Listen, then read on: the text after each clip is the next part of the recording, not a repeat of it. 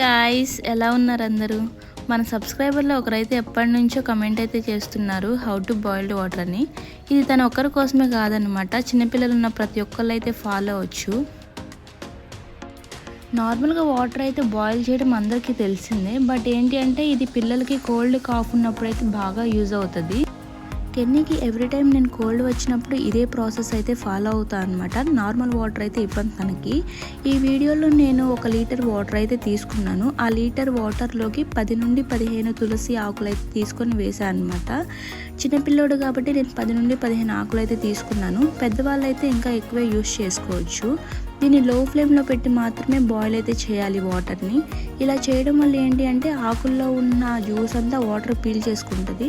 దీనివల్ల ఏంటంటే పిల్లలకి ఇవ్వడం వల్ల కానీ లేకపోతే పెద్దవాళ్ళు తాగడం వల్ల ఏంటంటే ఇమ్యూనిటీ అనేది బూస్ట్ అవుతుంది అనమాట.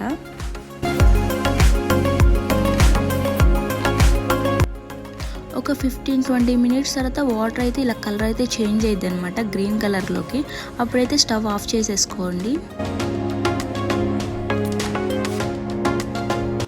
స్టవ్ ఆఫ్ చేశాక వాటర్ అయితే కూల్ చేసుకోవాలి. కూల్ చేశాక మరీ కూల్ కాదు, వామ్ వాటర్లా కూల్ చేసుకోవాలి. తర్వాత ఇలా గరాటీలో వాటర్ అనేది వడకట్టాలన్నమాట, ఎందుకంటే ఆకులు రాకుండా ఉండడానికి.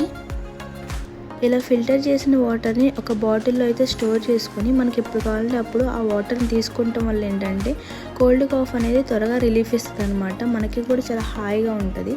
ఒకసారి మీరు కూడా ట్రై చేసి చూడండి. వీడియో నచ్చితే ఒక లైక్ చేసి సబ్స్క్రైబ్ చేయడం మాత్రం మర్చిపోకండి.